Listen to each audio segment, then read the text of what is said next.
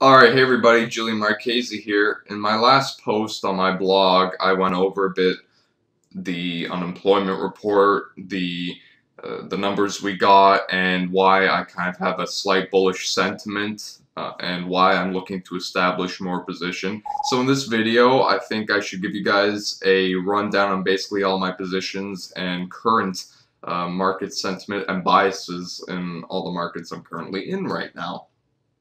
So as I've said in previous posts, currently I am bullish risk on assets, but I'm very nimble with these positions. The reason for that is, as I've outlined in previous blog posts, I feel as though the US equity market is really right now the best place to put your money around the world. As if you compare it to, say, bonds in the US, obviously we're in a low interest rate environment after the recession of '08 that, we could argue we're still feeling the effects from.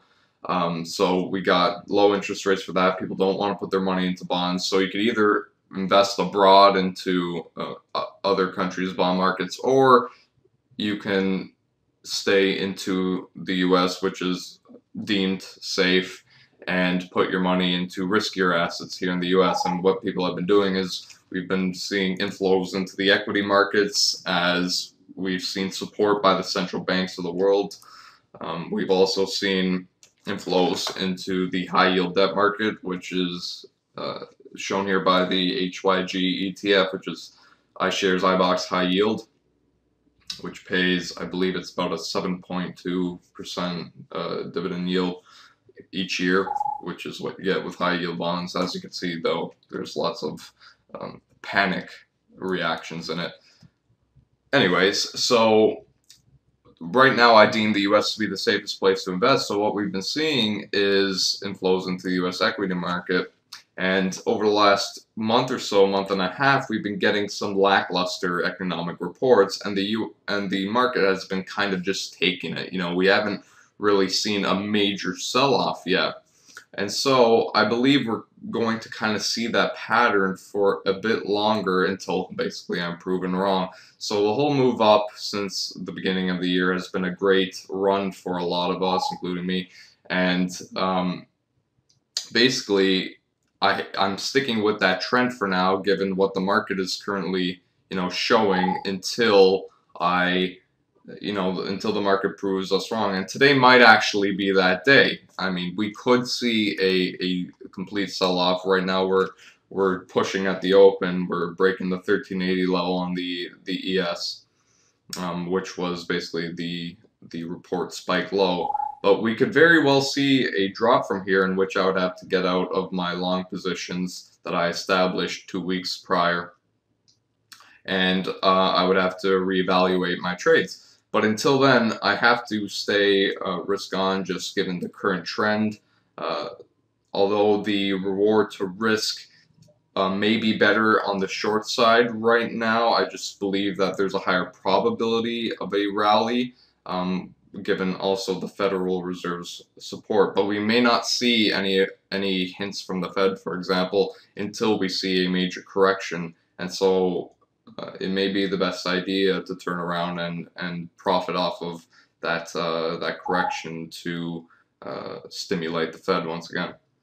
So today I will be looking to for the tape to turn around in the market, see if we potentially could be making a short-term bottom, in which I would be adding to a few of my risk-on positions. You can see copper is holding up so far today, which is a good indicator on what people think about the economy in general, as copper is a industrial metal and is consumed in great quantities during economic booms and rallies. So I'll be watching the relationship between copper and the market right now to see if there's any discrepancies. And really what we're seeing right now is we're seeing a sell-off in the S&P and copper holding up, which is a bullish divergence for the equity markets typically.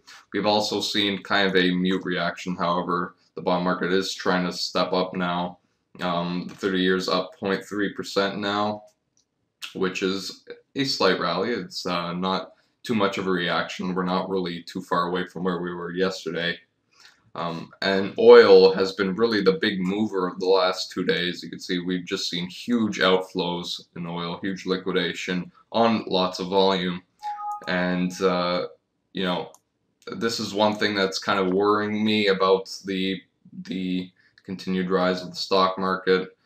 Oil, commodities just have been rolling over lately, and that's definitely not a good thing for being risk on. I did purchase a very small entry into oil yesterday, and obviously I'm down a little bit on that on this big drop, and I am looking to, once again, just like equities, I'm looking to see a bottom in the tape where I can purchase some oil with a tight leash. Basically, the whole name of the game right now is either this is going to be a bottoming day or it's not. You know, either we're going to see a reversal in equities later on during the day, in which the market would confirm my slight bullish outlook, or we're going to see a complete liquidation in which I'm going to have to take a small loss on it and potentially switch sides, as we've made an intermarket divergence between the S&P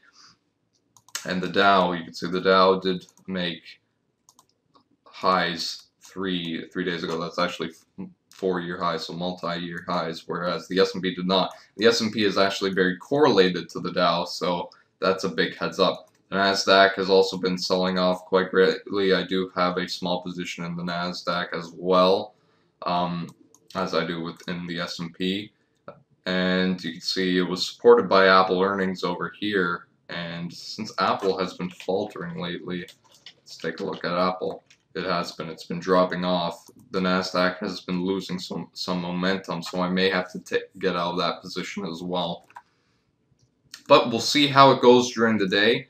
Once again, I do have a slight bullish outlook, but if you look at these markets right now, we are driving lower on the open, and right now we're sitting at lows on the S&P. So, you know, my medium term, more short term, next month, I do believe we should be higher.